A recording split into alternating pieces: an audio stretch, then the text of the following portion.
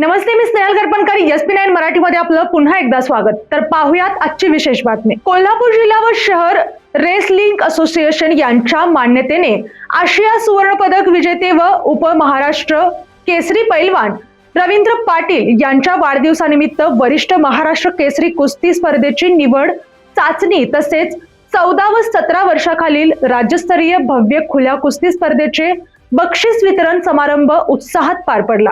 तर पाहुयात आजची सविस्तर बातमी. या स्पर्धेत राज्यभरातील नामांकित व होतकरू पैलवानांनी सहभाग घेतला होता. चुरशीच्या लढतींमुळे प्रेक्षकांना रोमांचक कुस्ती सामने पाहायला मिळाले.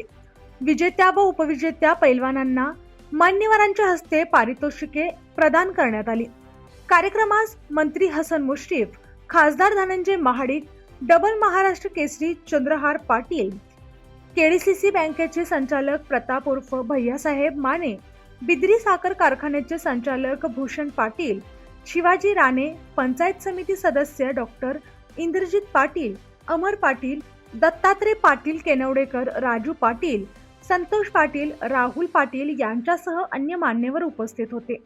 मान्यवरांनी आपल्या भाषणातून कुस्ती हा महाराष्ट्राचा अभिमानाचा आणि परंपरेचा खेळ असल्याचे सांगत तरुणांनी या खेळात करिअर घडवावे असे आवाहन केले.